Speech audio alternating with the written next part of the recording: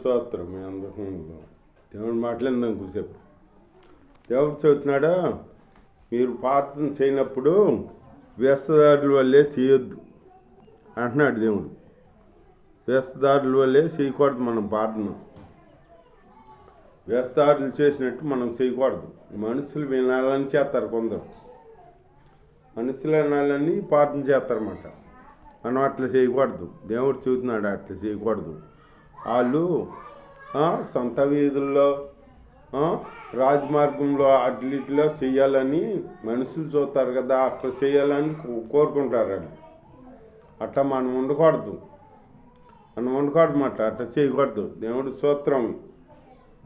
దేవుడు అట్లా మీరు చేయమకుండా అని చెబుతున్నాడు అనమాట. వేస్తాడుల వల్లే మనం ప్రార్థన చేయకూడదు. మనం దేవుడికి మనం రహస్యంగా మనం చేసుకోవాలి. దేవుడు చెబుతున్నాడు, మీరు ప్రార్థన చేసినప్పుడు మీ గదిలోకి వెళ్ళి ప్రార్థన చేసుకోమంటున్నాడు దేవుడు. గదిలోకి వెళ్ళి తలుపు వేసుకుని రహస్యం ఉంది నీ తండ్రికి ప్రార్థన చేయమంటున్నాడు అనమాట.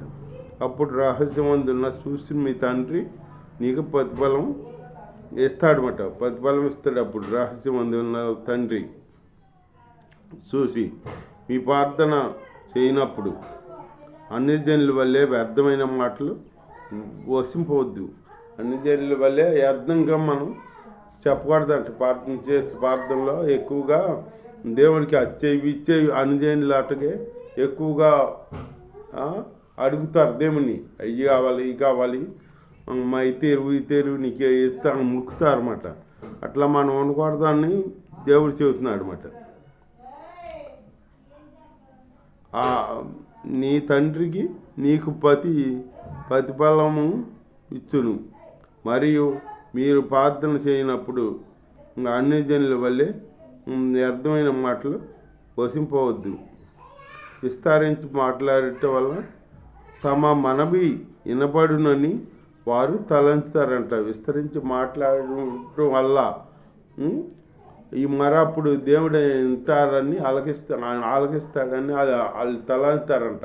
అట్లా వ్యర్థమైన మాటలు మీరు మాట్లాడొద్దు అంటున్నాడు అనమాట దేవుడు. కాబట్టి మీరు ఎలాగూ ప్రార్థన చేయుడి.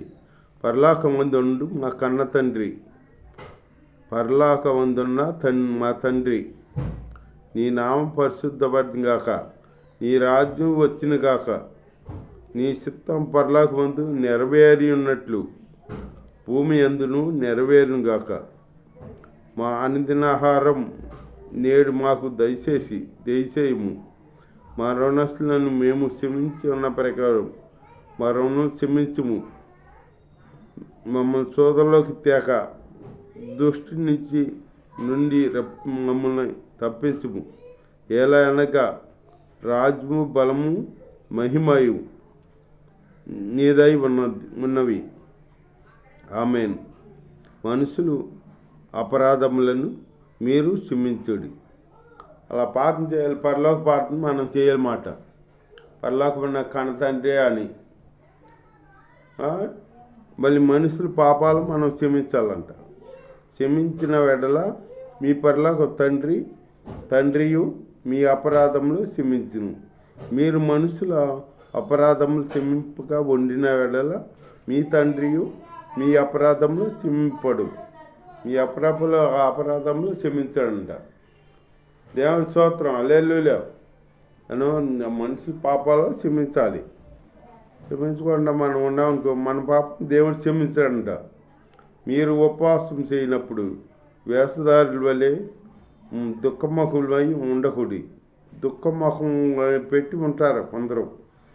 ఏంటి అలా ఉన్నామంటే, నేను ఉపవాసం ఉంటున్నాను వాటికి 3 రోజులు అని నీరసం పడిపోయి మాట్లాడతారు ఒక్కొక్కరు. అట్లా మనం ఉండకూడదు. విశ్వాసం మనం ఉపవాసం ఉన్నప్పుడు మనుషులు చూడాలని చేయకూడదు.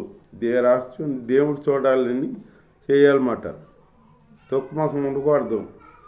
తాము ఉపవాసం చేయుచున్నట్లు మనుషులకు కనబడవలెనని వారు తమ ముఖములను వికారము చేసుకొందురు. ముఖములన్నీ వికారం చేసుకుంటారంట. వారు తమ వికారపు చేసుకుంటారంట. అట్లా మనం చేయకూడదు.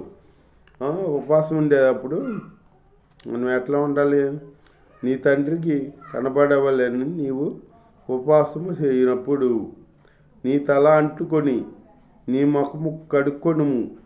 అప్పుడు రహస్యమందు చూస్తున్న నీ తండ్రి ప్రతిఫలమిచ్చును. నీ ముఖం కడుక్కోవాలి. నీ తల అంటుకుని నీ ముఖం కడుక్కుని నీ పరలోక తండ్రికి మొరపెట్టుకుంటే అప్పుడు మీ పరలోకం ఉన్న తండ్రి విని ఆలకించి కార్యం చేస్తాడనమాట. అట్లా ఉండాలి మనం. అంతేగాని ఎవరో చూడాలని మనం చేయకూడదు. ఎవరో చూడాలి ఇది చూడాలని చేసేది అన్నులు చేస్తారు. మనం చేయకూడదు. అట్లా చేయకూడదు. వాళ్ళకి మళ్ళీ మీరు చేయకూడదు అంటున్నారు. దేవుడి స్తోత్రం. భూమి మీద మీ కొరకు ధనము కూర్చుకునవద్దు. భూమి మీద మీ కొరకు ధనం కూర్చుకునవద్దు అంటున్నాడు అన్నమాట. కూర్చుకునవద్దు. ఇక్కడ సిమిటయు తుప్పును తినివేయును.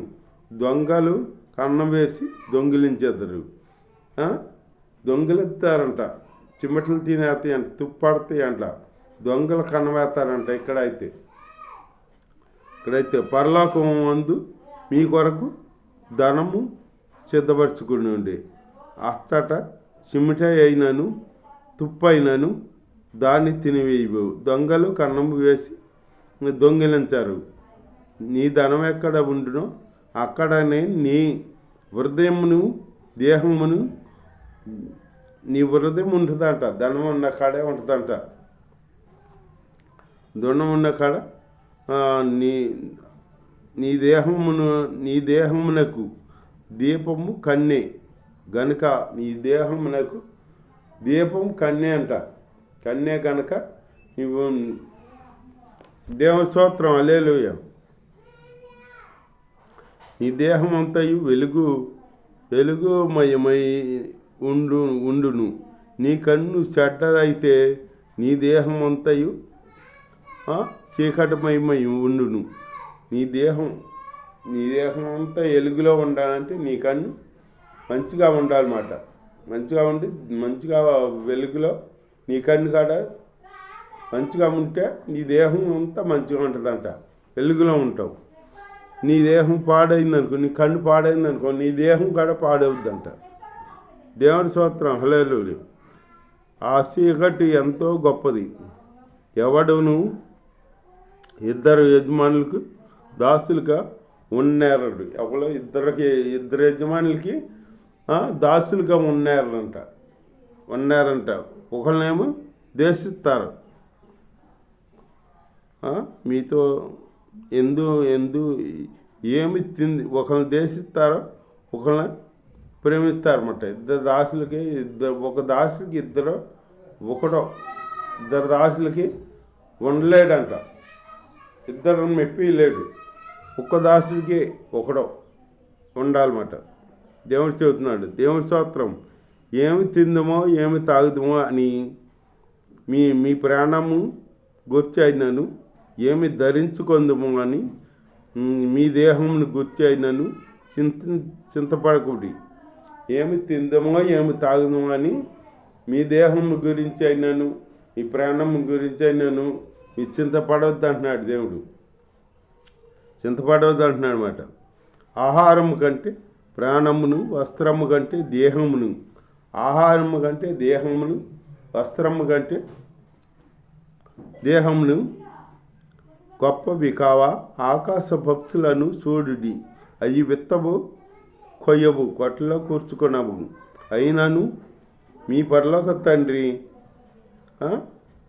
వాటి పోషిస్తున్నదా అంటున్నాడు అన్నమాట.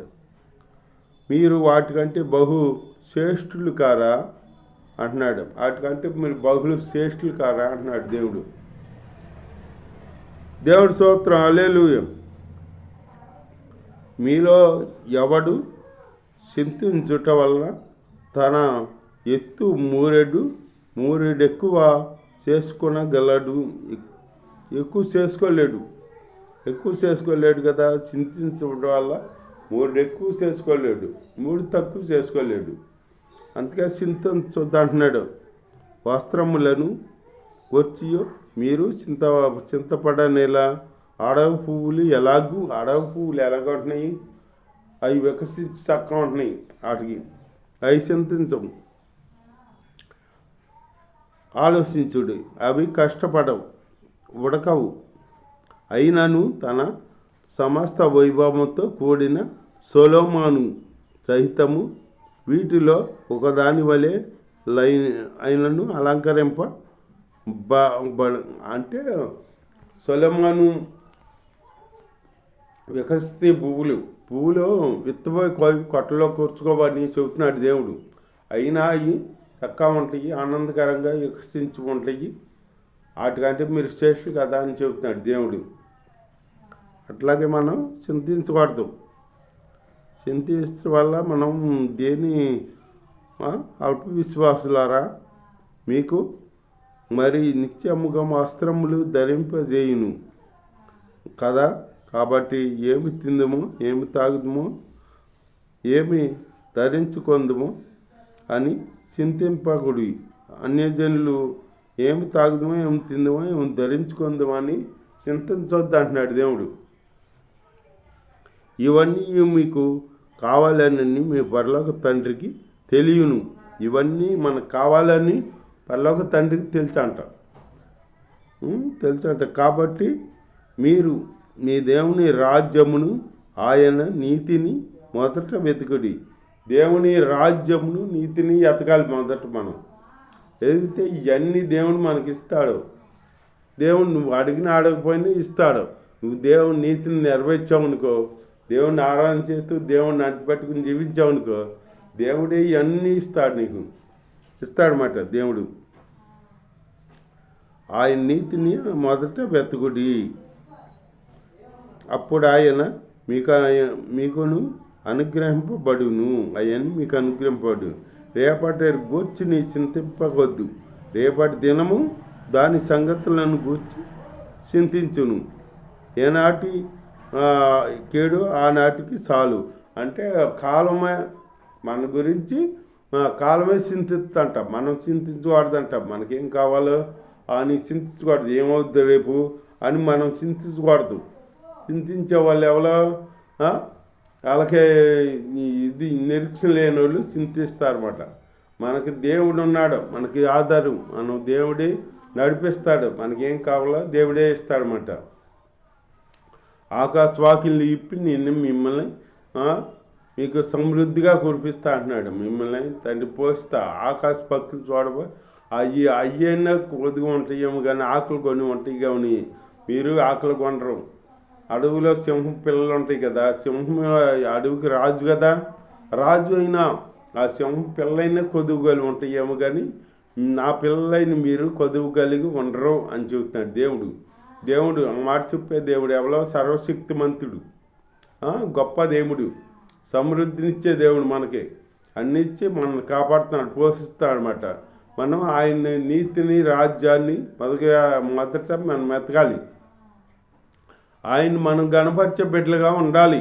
ఆయన నీతిని రాజ్యాన్ని వెతుకుతూ, ఆయన నీతిని రాజ్యం అంటే ఏంటి, ఆయన సువార్త ప్రకటిస్తూ, ఆయన ప్రార్థన చేస్తూ, ఆయన నశించాత్మగా ప్రార్థన చేయటం, ఇవన్నీ చేయాలి మనం. ముందు చేస్తే దేవుడు మనకే అన్నీ మనకు కావాల్సినవన్నీ దేవుడికి తెలుసు. ఇప్పుడు మన తల్లిదండ్రులు ఉన్నాడు, మనకేం కావాలో అది తెలుసు కదా, వాళ్ళు ఇస్తారు కదా మనకి ఎప్పుడేం కావాలో. ఆ తల్లిదండ్రులకు తెలుసు కదా, వాళ్ళు ఇస్తారు. మన తండ్రి, మన పరమ తండ్రి యేసయ్య మనకేం కావాలో సమస్తం ఇస్తాడనమాట. తల్లిదండ్రి కాడ ఇవ్వలేవచ్చు, దేవుడికి అసాధ్యమైంది ఏమి లేదు కదా. పరమ తండ్రికి మనకేం కావాలంటే అది ఇస్తాడు. ఆశ కలిగి ఉంటే ఆశ కలిగి ప్రాణాన్ని తృప్తి దేవుడు యేసయ్య. అలాంటి మనం ప్రార్థన దేవుడికి ఇష్టమైనవి అడుగుతూ దేవుడిలో ముందుకు సాగుతాం. దేవుడికి ఇష్టమైనవి చేయాలన్నమాట. దేవుడి చిత్తం చేస్తూ దేవుడిలో ముందుకు సాగుతాం.